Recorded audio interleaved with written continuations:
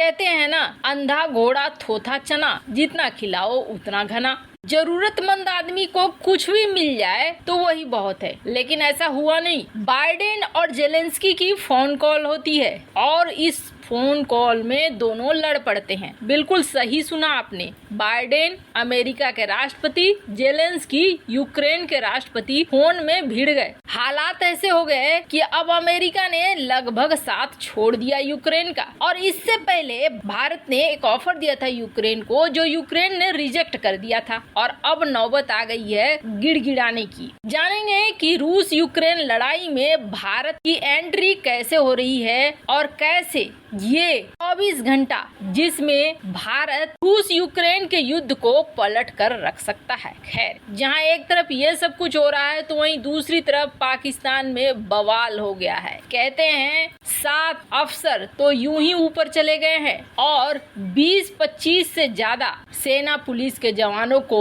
बना लिया गया है बंधक। जानेंगे क्या कुछ बवाल चल रहा है, आइए जानते हैं इन खबरों को विस्तार से। एक न्यूज आई और ये न्यूज किसने रिलीज किया तो आपको बता दें, अमेरिकी मीडिया ने रिलीज किया। अमेरिकी मीडिया ने ये बोला कि भारत के पीएम ने शांति की गुजारिश की थी यूक्रेन से, और यूक्रेन से ये कहा था कि आप चाहो तो हम आप दोनों के बीच में शांति करवा सकते हैं, बातचीत को आगे बढ़ा सकते हैं। यूक्रेन के राष्ट्रपति ने एकदम जिद्दी बच्चे की तरह बोला, थैंक यू, आप ऐसा करना चाहते हैं, लेकिन जब तक पुतिन है ना कुर्सी पे तब तक तो शांति होगी नहीं और हम अपने क्षेत्र को लेकर रहेंगे। अब ये बात एकदम से मूर्खतापूर्ण कह दी जेलेंस्की ने। मैं बार बार जेलेंस्की को जोकर इसलिए कहती हूँ क्योंकि इस जोकर की वजह से यूक्रेन के करोड़ों लोग इस वक्त दुनिया भर की ठोकरें खा रहे हैं। बहुत सारे लोग मरने के लिए मजबूर हो गए हैं और स्थिति ऐसी भयानक हो गई है कि नरक का दर्शन यूक्रेन के अंदर ही यूक्रेनी कर रहे हैं, सिर्फ इसके मूर्खतापूर्ण सोच की वजह से। क्या जेलेंस्की को ऐसा लगता है कि पुतिन, जो कि वहाँ अभी कोई चुनाव तो है नहीं जो पुतिन बदले जाएंगे, या फिर की तरीका है अगर पुतिन ऊपर चले गए तभी ऐसा हो सकता है, लेकिन जब तक पुतिन है क्या तब तक जेलेंस्की इस युद्ध को नहीं रोकेगा? एकदम से उसकी बातों से यही भनक मिलती है। अमेरिका ने बोला कि जेलेंस्की ने भारत के ऑफर को रिजेक्ट कर दिया। अब रिजेक्ट करने के बाद क्या हुआ, जेलेंस्की ने फोन किया बाइडेन को कि हमें हथियार चाहिए, हमें हथियार दो। बाइडेन ने बोला ठीक है, हम $1 बिलियन देंगे, पहले से ही हमने आपके ऊपर $18 बिलियन खर्च कर दिए हैं। अब $18 बिलियन कैश तो नहीं दिया है, लेकिन हथियार वगैरह सब कुछ दिया हुआ है। अब और ज्यादा हम नहीं दे सकते हैं, हमें तो और भी बहुत कुछ देखना है। कहने का अर्थ ये था कि अमेरिका अब अपने पैर पीछे खींच रहा था। अमेरिका ये चाह रहा था कि हो गया, अब जो हमें गोल सिद्ध करना था हमने कर लिया गोल सिद्ध, रूस को भी कमजोर कर दिया, लेकिन अब तो हमारे ऊपर समस्याएं बढ़ रही है। अब जेलेंस्की कह रहा है कि नहीं, आप हमें ऐसे कैसे छोड़ सकते हो, आपने हमें कहकर तो लड़वाया, लेकिन अब पीछे क्यों हट रहे हो? मैं ऐसे ही इसे जोकर नहीं कहती हूँ, जो अपने बारे में खुद नहीं सोच सकता है वो देश क्या चलाएगा। अमेरिका ने $1 बिलियन से $1 ज्यादा नहीं मिलेगा, लेना है तो लो वरना जाओ। बाइडेन और जेलेंस्की के बीच गर्मा गर्म बहस हो गई। हालांकि बाइडेन ने $1 बिलियन लास्ट में यूक्रेन को दे दिए। यूक्रेन को समझ में आ गया कि यहाँ अब अमेरिका पैर पीछे खींच रहा है। अब एक झटका काफी नहीं था, अमेरिका ने अब एक नया झटका दे दिया। अमेरिका ने यूक्रेन को बोला, जेलेंस्की अब तुम जरा नरमी दिखाओ और बातचीत के लिए टेबल पर आओ। यानी 900 चूहे खा के बिल्ली चली हज को। जो यूक्रेन को उकसा कर हथियार दे रहा था, अब यूक्रेन के तबाह होने पर यह कहने लगा कि नहीं भैया, अब बातचीत करके हल कर लो समस्या को, अब लड़ाई झगड़ा बंद करो। माने कुछ तो वजह होगी। वजह है, बिल्कुल साफ वजह है। वजह यह है कि अब अमेरिका और यूरोपीय देशों पर ये जंग भारी पड़ने लगा, और अमेरिका और यूरोपीय देश जो पहले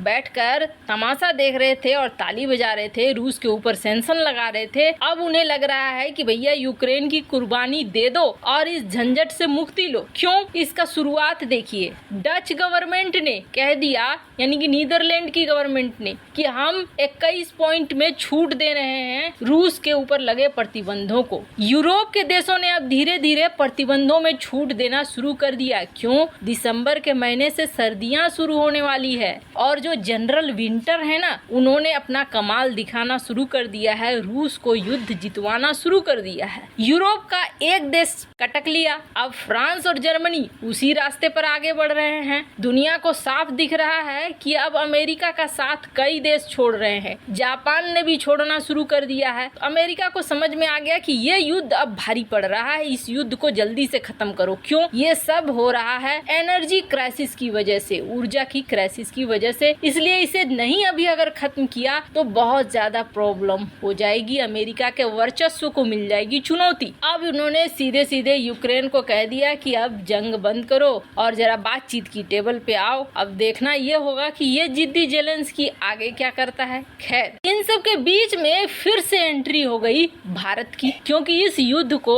अगर कोई रोक सकता है तो माना जा रहा है कि भारत रोक सकता है। भारत भी खामखा एंट्री नहीं कर रहा है, भारत के भी अपने फायदे हैं। भारत ने इन 8 महीनों में ना $90 बिलियन खर्च कर दिया है तेल खरीदने में, और अगर ये युद्ध नहीं रुकता है ना तो भारत को $180 बिलियन खर्च करने पड़ेंगे सिर्फ तेल के लिए, जो एक बड़ी रकम है। दुनिया भर में ऐसी ही स्थिति है। यही वजह है कि भारत भी चाहता है कि इसको खत्म किया जाए, तेल का दाम नॉर्मल हो, दुनिया में महंगाई न बढ़े। अब इन सब के बीच में आज पहुंच रहे हैं भारत के विदेश मंत्री डॉक्टर एस जयशंकर, और इस मीटिंग पर दुनिया भर की नजर है, क्योंकि दुनिया चाह रही है कि इस मीटिंग के जरिए भारत रूस और यूक्रेन के बीच शांति स्थापित करे और दबाव डाले कि किसी तरीके से शांति हो जाए। भारत इसलिए क्योंकि भारत के संबंध यूक्रेन के साथ भी अच्छे हैं और पुतिन के साथ पीएम मोदी की दोस्ती कई चीजों में देखने को मिली है। खैर, डॉक्टर एस जयशंकर का रास्ता इतना भी आसान नहीं है, लेकिन अगर भारत ये काम करवा देता है तो आप समझ लीजिए कि दुनिया भर में भारत का कद और भी ज्यादा बढ़ जाएगा। जहाँ एक तरफ ये सब कुछ हो रहा है तो वहीं पड़ोस में तो ऐसी आग लगी हुई है जो बुझ ही नहीं रही है। राजनीतिक तो राजनीतिक, अब सिंध में बहुत बड़ा बवाल हो गया है। डकैतों का एक पूरा ग्रुप आया और ये ग्रुप पाकिस्तानी पुलिस अफसर को